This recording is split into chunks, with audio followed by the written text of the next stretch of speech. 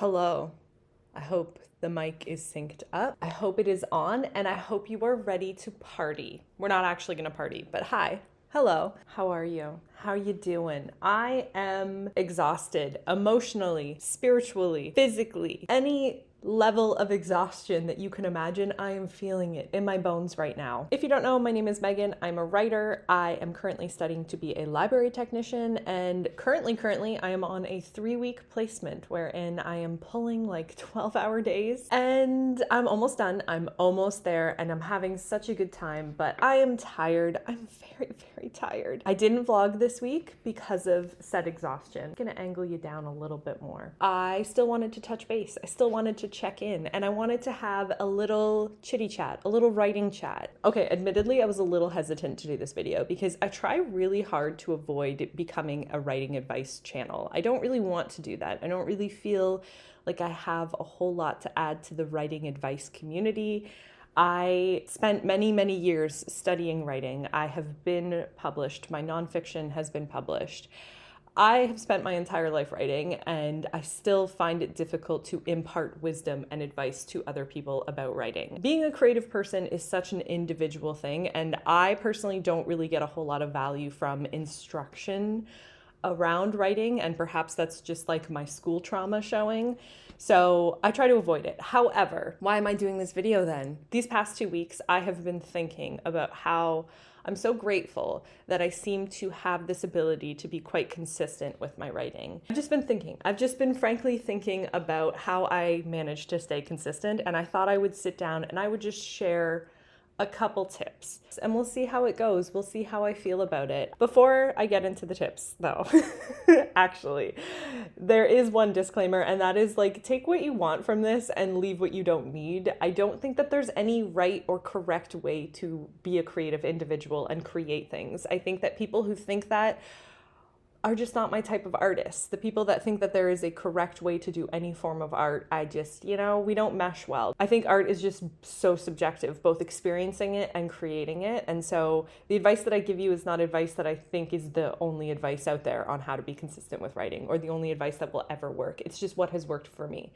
Okay, I'm gonna stop now. I'm gonna stop adding caveats. I do get asked a little bit about how I managed to stay so consistent, and other than the wooey answer that I often give, which is that I have no choice because I literally need to write and always have, and I'm really grateful for that drive within me, and also ignoring the very practical advice of I just prioritize it, I thought I would actually write out a few tips that I find work for me. And to be honest, this isn't really just with writing, it's kind of with any habit that I want to start or prioritize, namely the gym. I find working out regularly, these are the kind of tips that I've learned. So this advice could translate to a lot of different things, I think. If there's something that you want to start or something that you want to do and you don't know how to build consistency with it, maybe these tips will help you. I'm gonna stop rambling and let's dive into them. Okay, so there's a random number, to be honest. There's only 8 because I wrote these very early in the morning while I was writing one morning, and I don't know how coherent they are. But my tip number 1, and this is a big one, and this is one that I'm sure you've heard before, and that is you just gotta do away with the all or nothing mentality. Throw that out the window, throw it in the garbage, leave it on the curb, because it is the most detrimental part of being a perfectionist, the all or nothing. The idea that you either have to give your 150% or things have to be absolutely perfect in order for you to do the thing that you want to do.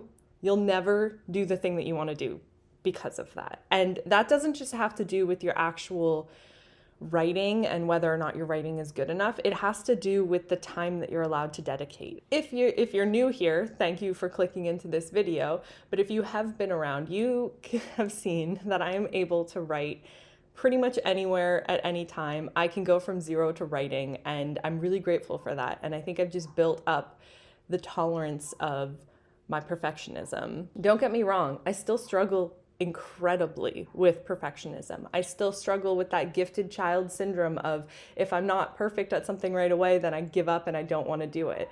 However, when it comes to my writing, the choice between doing it and not doing it there's no question. I want to write. You don't really need anything more than 20 to 30 minutes a day to write. That's it. You don't even need to do it every single day. You can do it once a week for an hour.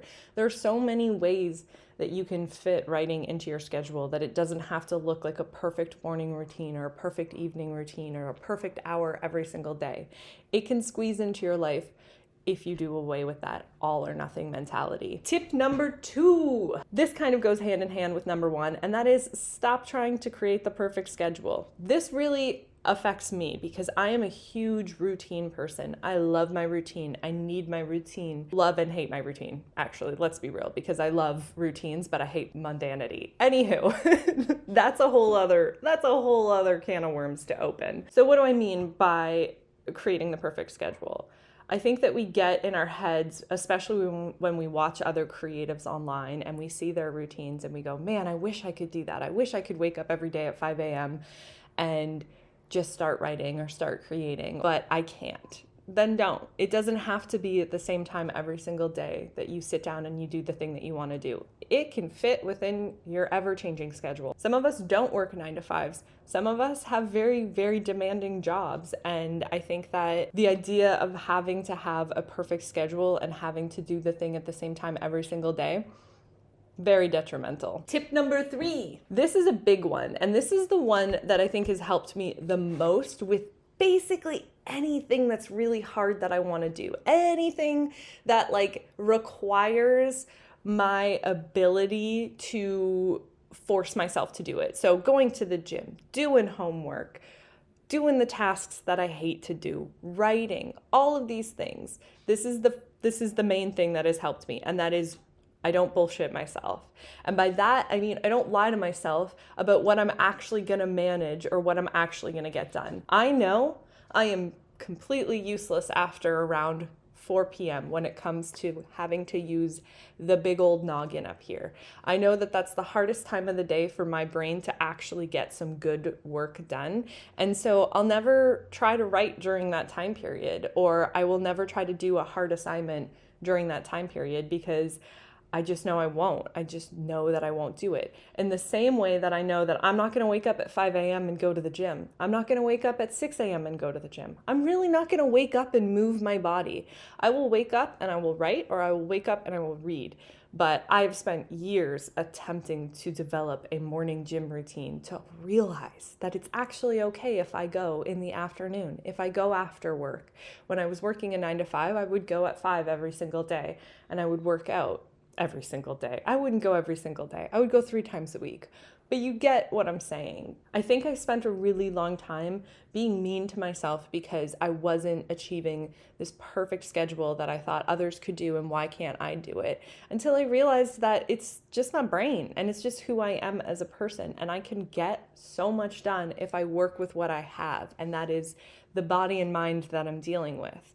So for me, waking up early and squeezing out a morning hour of writing is so much better than attempting to do it in the evening or attempting to do it over lunch when I'm on a job or anything like that. So really, I just don't bullshit myself. I try really hard not to tell myself, oh yeah, no, I'll definitely get that done after 4. I'll work on that after 4. No, I know I won't. What I do is I schedule things like editing or easy tasks, or I go to the gym. I schedule the things that require much less brain power and are more just about moving my silly little body or doing the silly little tasks. I really think that that's the biggest one, is just don't lie to yourself. You know yourself, you know what you will do and what you won't do, and trying to force yourself to do something that you're just simply not interested in or not capable of doing is really counterproductive. Okay, this is going to be a confusing one, but this is tip number 4. Are you ready for it? I've tried really hard to write this coherently, but I don't think I did. But this is it. Are you ready? Are you ready for it? Okay, get ready. The truth is, if you don't do it, you're not going to do it. So by that, I mean, if you're constantly pushing your writing back, if you're constantly waiting for the perfect start, if you're telling yourself you just need to do one more thing before you begin that first chapter, or you just need to draft it out before, or you need to have a perfect plot in place before you start writing, that, my friend, is productive procrastination. And I am the queen of it. I'm really good at productively procrastinating and convincing myself I'm still doing good work, even if I'm not doing the work that I know I'm actively avoiding. That doesn't mean to say that you shouldn't draft. That doesn't mean to say that research and the days where you don't have high word counts don't matter, because of course they do. They're incredibly important. But if you are not starting because you're telling yourself that the moment has to be right, or that you have to feel it, or that you have to do the right thing, then you're not going to write. And that's the only advice that I feel like across the board that writers ever give. And it's annoying, but it's because it's true. And that is, in order to write, you have to write. You have to sit down and you have to push through those impossible days, and you just have to keep going. Unfortunately, that is the trick to writing. Hopefully that makes sense. It makes sense in my head. It's just, I think we're really good at just convincing ourselves we're not good enough to start, or while we're doing it, we have to wait for this moment. It's kind of like the idea that you're always waiting for the Monday to like go to the gym or to start the thing that you're going to start. You're always waiting for that magic Monday that suddenly you're going to wake up and you're going to feel like doing the thing that you always have been procrastinating doing. And the truth is, it's never going to come. The moment is now, and you just got to sit down and you just got to do it. Tip number 5. Hold on, let me fix my hat. I'm wearing this hat because I just simply could not be bothered. So you're getting a very interesting Megan today. However, tip number 5. This goes hand in hand with productive procrastination, and that is, don't seek writing advice out as procrastination. I have people in my life who love writing advice, and I love that for them. I think that it works really well for them. There are people that I know that love to do workshops. There are people I know that love to read books, and there are people that I know that have zero interest in that, me being one of them. And as I was saying before, I studied journalism. I was a journalist, and perhaps it's my background in that causes me to just never want to seek out writing advice ever again. But I find that it can be really detrimental, because as I was saying at the beginning of this video, there's really no correct way to write. I think it is such a subjective thing that you can't really call someone a bad writer if you don't like their writing. Yes, of course, there's maybe objectively bad writing. That could be an argument that could be made. But what is the likelihood that you are objectively a bad writer? I'm going to say really low, having never met you, because I think that the more you practice something, the better you get at it. And you're always going to find someone who meshes well with your stories or what you create. That is a statistical fact. I am sure science has studied it. I'm sure I could back that up scientifically. But I will say that the majority of writers that I know who are consistent just do the thing and they don't think about it. Or they mesh the learning in with the doing. That is to say that they'll take a workshop, but they'll still be writing their project every single day, and they won't use that workshop as a reason to procrastinate. It's a balance, of course. I'm not sitting here saying that writing advice is useless. Obviously, I'm doing this video. But I do think that if you're using it as an excuse to tell yourself that you're not ready, then it is actually detrimental to your process, and you just gotta do it. You gotta bite the bullet. Cheryl Strayed has a really, really good quote about confronting your mediocrity when it comes to writing, and that's what you have to do. And that, to be honest, that has stuck with me pretty much since I've read it, because yes, every single time I sit down, I confront how absolutely terrible I think I am at the thing that I'm doing, and I embrace it and I accept it and I move on from it, and I focus on how much I actually enjoy creating these silly little stories, as opposed to whether or not my sentence structure is perfect, or if I'm using too many adjectives, or if the adverb should blah, blah, blah, blah, blah, you know? So writing advice, important, but not if it's in place of your writing. Okay, we've only got 2 more to go in my random list of tips. Are you ready? This is number 6. Okay. Ritualize your writing to a point. So again, if you're new here, thanks again for still being here. I'm sure that this is a very jarring video to first click into, but if you are not, you know that I love a good coffee shop moment. You know that I love waking up, going to a coffee shop, getting a cappuccino, and sitting there for hours and writing my silly little words. And I love that, and I really do feel like that is my ritual. When I'm home, I love to burn a candle while I'm writing. I love these tiny little moments of rituals that make me feel more cozy and safe when it comes to my writing. However, they can be detrimental because you can use them to convince yourself that you can't do the thing unless everything is perfect. I can't write unless I'm at a coffee shop, she tells herself on her bad days. I'm having a really hard time focusing. I bet you it's because my space doesn't have all these candles burning. I don't know. But I do think that writing as a ritual is wonderful, and it can be a really incredible act of self-care to a point. And that point is as soon as it stops you from doing the thing that you want to do. And how I break out of those cycles is I force myself to do the thing. Perhaps it's exposure therapy with my OCD, but I'm quite good at forcing myself to confront something that has made me uncomfortable. And if I'm feeling like I can't write because X, I go headfirst into writing and I try to silence those thoughts and I just power through it. So if I'm telling myself that I'm having a really hard time focusing because I'm not at a coffee shop, that is silly. And my next few writing sessions will be sitting at this desk, typing away without a coffee. Write anywhere, write everything, write anything. Okay, moving on to number 7. We're almost there. The end is nigh of this terrible writing advice video that I may never ever do again. I hope this is at least a little bit helpful. I feel like all this advice is very similar. Anywho, I'm gonna stop overthinking it. This is why I don't do writing advice. Okay, number 7. Okay, this one I've said many times before, but I think it is really important. And again, not just with writing, but with anything that you want to do in life, anything across the board. And that is, balance is a verb and not a state of being.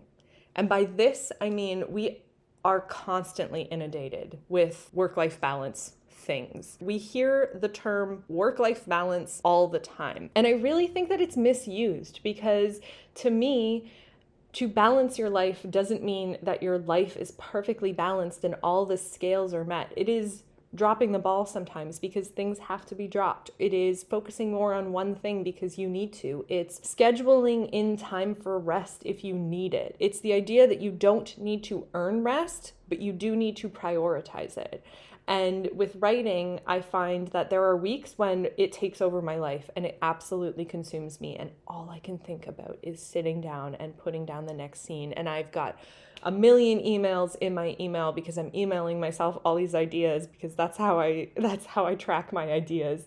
And I'm just like in a fury of creativity, but maybe I'm not reading as much as I want to, or maybe I'm not going to the gym as regularly as I want to, or perhaps this place has gotten messy and I've dropped some balls when it comes to cleaning. And then the next week I'm reading so much and I love the books that I'm reading and I've dedicated hours upon hours of reading time and my writing has been a little bit lighter. And that's what balance looks like to me. It looks like balancing all the things. I am a person who has many projects on the go: YouTube, school, trying to find a job, breaking into a new industry, writing, reading, spending time with people that I love, huge priority, traveling, all of these things. And I find that the best way to avoid the self-hatred of feeling like you're failing every single day and you're not doing all the things that you want to do is to think of balance as a verb and not a state of being. How can you actively balance every single day? Even if it means I can only give 30 minutes to reading, or I can only give 15 minutes to writing, and I'm going to wake up and I'm going to give that 15 minutes and I'm going to give it my all, and that will be enough for the day. Or when I was working a 9-to-5 at a really, really exhausting place and I was really struggling, I wrote every Sunday and I had to prioritize giving up my Sunday, and that was really tricky. However, those 4 hours every single week where I was walking to my friend's place or meeting her at a coffee shop, or she was coming over to my place and we would sit and we would get some good solid work done, they were immensely, immensely impactful. And I finished my draft because of that. And so it wasn't a perfect balance every single day, but it was a weekly scale where I balanced things. How many times have I said balance? Probably a lot. I think the main thing here is that as long as you're trying your best, you're doing enough, and that's okay. Okay, last tip. Are you ready? Let me take a sip for this last tip. This kind of goes hand in hand with the final tip, and that is momentum goes both ways. And I don't know where I've heard this advice before, but I'm sure that there's plenty of advice out there. when it comes to trying to build consistency with any habit, where they talk about momentum and how momentum is incredibly important. When you do the thing consistently every single day, you build that momentum, and so it's easier to return to it. If I'm writing every single day, it is significantly easier to pick up the next day and continue writing. It just is, because your brain is in that space. It is a muscle that you have to work, and when it's worked, it works for you. Oh my gosh, I hated that, but I'm gonna leave that in. This is why I don't like writing advice. I feel like I end up sounding like a douche. What I was saying is that momentum goes both ways. So yes, you work that muscle, it works for you, and suddenly you have written consistently for 30 days in a row, but then you stop and you lose that momentum. And then you convince yourself that you threw it all away and you are a loser and like you're not good enough and all that stuff that you tell yourself when you're really, really mean to yourself. But what you don't realize is that you're just building momentum the other way. The longer you wait to start, the harder it is to start. Just because you haven't written in a long time doesn't mean that you can't start right now or tomorrow. The words are always going to be there. They might not be good. And frankly, if anyone tells you that their writing is brilliant right away, then they're lying to you or they're trying to sell you something. Most people hate their projects while they're working on them. And that is the glorious truth of creating art across the board. And it's one of the things that I think makes artists some of the most interesting people I ever have to deal with, because we all just have that brain inside of us that lies to us, but that heart that powers through no matter what. And here's the key thing about the momentum. I think that I've built up that momentum muscle where it is actually easier for me to start than not, because I've just forced myself through it. And I've gotten used to it. And again, like some kind of weird exposure therapy gym hybrid, that muscle has been built and it is easier for me to begin. So perhaps that's what you should focus on when you're telling yourself that you can't start because you haven't written for a week and oh my God, where do you even begin? The more you practice powering through those emotions, the easier it is to just return to the page and do the thing. So that is it. That is my weird writing advice. I hope this was like even remotely interesting. I have no idea. I really, really feel like I will never do this again. I like to incorporate my experience. I don't like to just sit here and tell you what to do. It's just not fun for me. The key ultimately to consistency for me is just letting go of rigidity and just being nice to yourself. Just be nice to yourself. Just try. I know it's hard because I get it. I get it. I'm the queen of self-hatred. But being nice to yourself just makes things easier. And we just want things to be easier, don't we? So that's it. That's all. I am going to hopefully vlog next week. We shall see. I've got one more week left of this placement. It's wonderful. I wish I could talk more about it, but I just feel uncomfortable talking about my day-to-day life outside of writing because I'm searching for jobs, and I imagine people will Google me and they will find this channel and then I will have to convince them to hire me. Anywho, thank you for being here. Thank you for clicking. I hope that you are staying creative wherever you are, and I will see you in the next video.